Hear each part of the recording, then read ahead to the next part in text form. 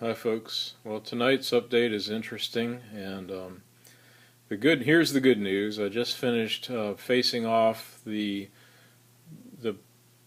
the collar, as it's called on the prints, to exactly 1/4 of an inch thick, and that is beautiful. So I'm very happy with that, and I'll be able to use that, I'm sure. It's got the threaded portion headed this way, so this is the part that will be exposed and mate against the other half for sealing the steam space that goes out into the cylinders. This part where my fingernail is touching on the back face, that'll be against the boiler.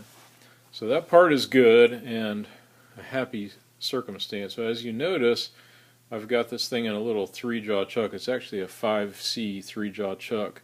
That is a nice little piece of gear. I got it off of eBay relatively inexpensively. I love turning things on the lathe in the 5C chuck, and the little 3-jaw is nice for small work like that.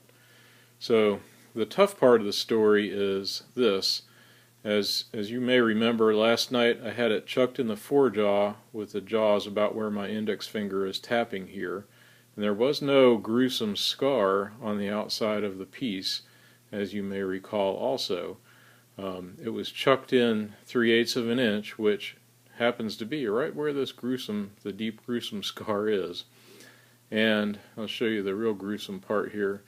I was parting off very nicely. I'd gotten as deep as here, gotten from the outside past the holes down to this where I'm clicking with my fingernail part. And everything was going well. I had widened out the groove so that I wouldn't, to reduce the likelihood of catching the parting blade.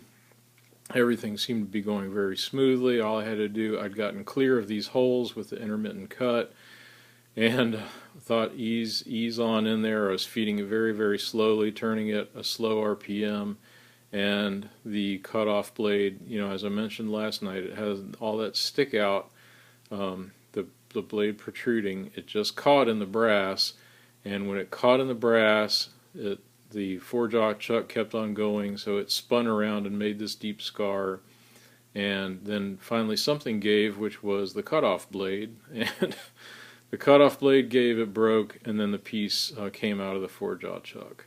So very, very aggravating and disappointing, but learn from my mistakes or experiences anyway. Very glad I left all this extra material. It'll be fine, I'm sure, in the long run.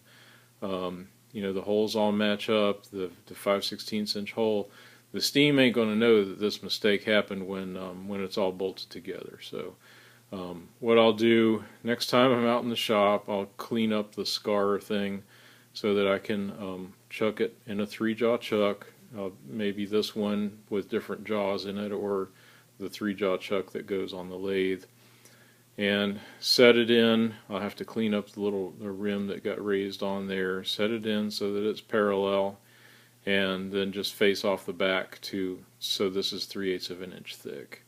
So that'll be some work, but I'm very confident that I can clean this up and make it look neat and pretty. But I did want to be candid and show you that not everything always goes perfectly according to plan, and I've been doing metalworking for a long while now, and I've learned that when you're doing a little bit at a time as a hobby, a great idea is to call it quits when you get to a really good stopping place. So this is a really good stopping place, and on a high note, I'm very, very happy with the way the collar part came out, and we will just call that good for tonight, and live to come out and work on the rest of it another time.